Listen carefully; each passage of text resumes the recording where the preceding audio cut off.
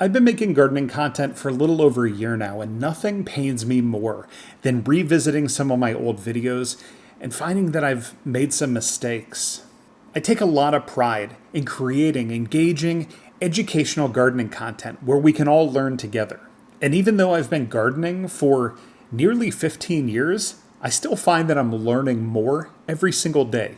I also want to make sure that my channel, first and foremost, is approached with intellectual honesty. I've pulled down clips and even removed full videos after doing some additional research post-publishing where I realized I got some stuff wrong.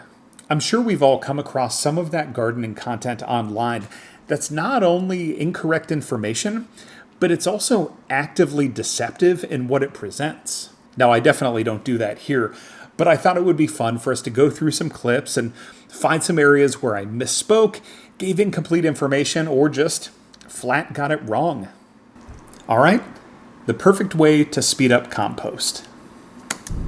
Now, when you give your pumpkins a good chop, you're going to see a lot of seeds coming out. But I wouldn't worry about those seeds. Now, yes, you might have a stray seed or three germinate in the spring once things start to warm up. This was a fun one but to that's do. okay. Pumpkin sprouting in your compost pile doesn't mean it has officially become your new pumpkin patch. All it means is you can take your garden fork, you can take your shovel, you can turn the compost, and you can reintroduce those seedlings back into your compost pile as new green materials. Oh, my sweet summer child. Yeah, I had way more than 3 pumpkin seedlings pop up in my compost pile once things started to warm up. Every time I went out and checked my compost, I had more pumpkin seedlings popping up that I needed to turn back into the compost. I ultimately had one that I missed, and it ended up growing into a 15 or 20 foot long vine. I even got some pumpkins out of it for decoration for this fall. And this is going to happen if you compost winter squash. They've matured enough to where their seeds are viable, and boy, do they have a lot of seeds. So I wouldn't say that I got this wrong, but I would say that I didn't fully communicate how aggressively these pumpkin seeds would sprout. And again, it's fine because just turning the seedlings into the compost helps to create more green material. But my failure was in understating the growth. I had new little pumpkin plants popping up all throughout the growing season that I needed to address. Now, I'm still going to compost pumpkins. They are a fantastic green source, but now I know what to expect. Lesson learned. Okay, October gardening, 5 keys to success for next year. Which keeps the bed nice and orderly. Hey, this is my very first video. Break apart the bulbs into individual cloves, being careful not to remove the outer paper, and expose the clove itself, which can invite pests, rot, and disease. If you happen to accidentally expose a clove, or if you have some cloves that are too small to plant, just, eat them with tonight's dinner.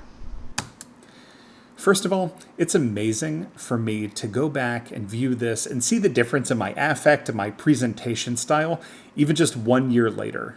I was so nervous and soft-spoken, a friend of mine even texted me and said that I came across as the gardening Mr. Rogers. Now, where I was wrong here was in suggesting that if you expose the garlic clove, then you're not going to be able to put it in the ground and grow more garlic. While general guidance is to keep your garlic cloves unpeeled, so when you put them in the ground, it protects them from things like rot and pests. You can definitely grow garlic from peeled cloves. Now, I don't personally think it's worth the time and effort to peel the garlic cloves before planting, but of course you can if you want to. Now, what you risk is damaging the clove. And if you damage the clove, then definitely don't plant it. Bring it inside to eat. But if you have a cleanly peeled garlic clove, you can definitely go ahead and plant it. I might even do an experiment with peeling versus non-peeling to see if there's a difference. Let me write that down. Let's take a look at 5 essential tips for indoor seed starting. And the first of 5 essential things to know when starting seeds indoors is to use a seed starting mix. Don't use garden soil. Don't use compost. Don't use potting mix that goes into containers. Use a seed starting mix.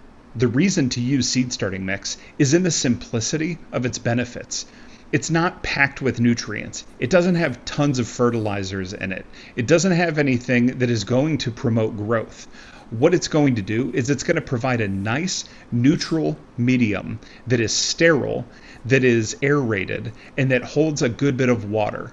These components are key in the beginning stages of the life cycle of the plants that you're going to be growing. All right, so this one's not terrible, but the information is a little bit more declarative than I'd like for it to be. Yes, seed starting mix is sterile, and it doesn't contain any nutrition, which can be a good environment for seeds to germinate and also for seedlings to just kind of get started out. Seeds already have all the energy that they need. They don't need a boost from fertilizers, so you don't want to put them into potting soil that has fertilizers added. The fertilizer will do pretty much nothing at best, and at worst, it can harm your seeds. It can actually burn them by being a little bit too strong on the fertilizer. So use a neutral medium when starting your seeds. Once they've sprouted and you're ready to pot them up, then you can start to fertilize. Yeah, might be overstating things a little bit here. Yes, a seed has all the nutrition that it needs in order to get started. And yes, fertilizer has the potential to harm tender seedlings. But that's more if you're going to actually be applying fertilizer to your growing medium. Something like potting mix has a slow release fertilizer that's really unlikely to do any harm to your seedlings. And the benefit of potting mix is you don't have to worry about potting things up a couple weeks after germination. You can just keep them growing in the same medium, which will help mitigate the risk of damaging them by handling them a little bit too much when they're super young and tender. Now, I still use seed starting mix, and I use it pretty much exclusively when I'm growing microgreens. But it is okay to use potting mix to get your seeds started indoors. The one consideration about commercially available potting mix that's typically designed for use outdoors is you might end up having a little bit of a battle with fungus gnats. It can be a little bit annoying, but I find that it's manageable enough until moving the plants outside to still be able to use potting mix when I'm getting my seeds started. All right, same video here, just a little bit further along. And the fifth essential thing to know when starting seeds indoors is to bottom water. Bottom watering is exactly what it sounds like. You're watering from the bottom. You're actually pouring water into the tray that your cells are in, rather than pouring water over the top of the plants. What this does is a couple things. It helps prevent mold. Remember, we don't want the leaves to be wet. That's why we removed the dome. Too wet of an environment promotes mold, which you definitely don't want. Also, remember that these are brand new plants that have very tender stems. If you top water these plants, there's a good chance that you're going to put undue stress on them. You might end up injuring the stems or even breaking them, and then you would have to start all over. So instead, bottom water. It's the healthiest and safest way to give your seedlings the water that they need. Yeah, same amount of earnestness and probably just a little bit more declarative than I would have liked to have been. Top watering is not the worst thing in the world. Can it promote mold? Sure. Get a fan. Can it harm your tender seedlings? Sure. Just don't pour water directly over top of the little plants. This is another example of me providing some advice that comes across as a little bit more must-do, and really, it's not that deep. I clean this up a little bit in a later video where I bust the myth of never top watering. Now, of course, it's not bad advice to bottom water. It's just a little bit too objective about top watering than I would have preferred it to be. This DIY garden arch trellis is a game changer. And once the cattle panel is staged, you got to get them secured to the T-posts.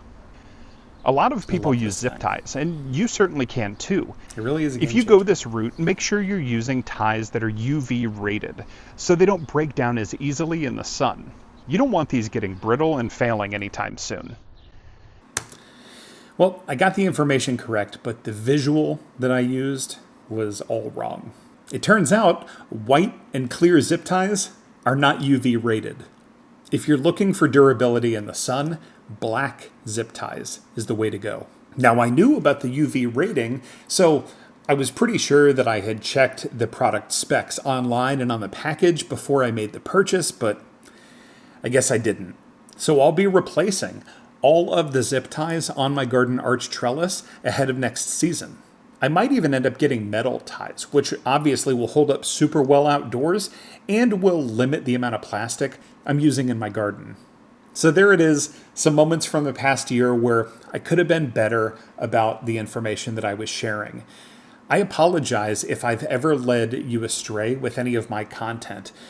I can't promise that I'll always get things 100% correct, but I can promise that I will always do my best to correct any mistakes, and I will never purposely lead you astray. Happy growing.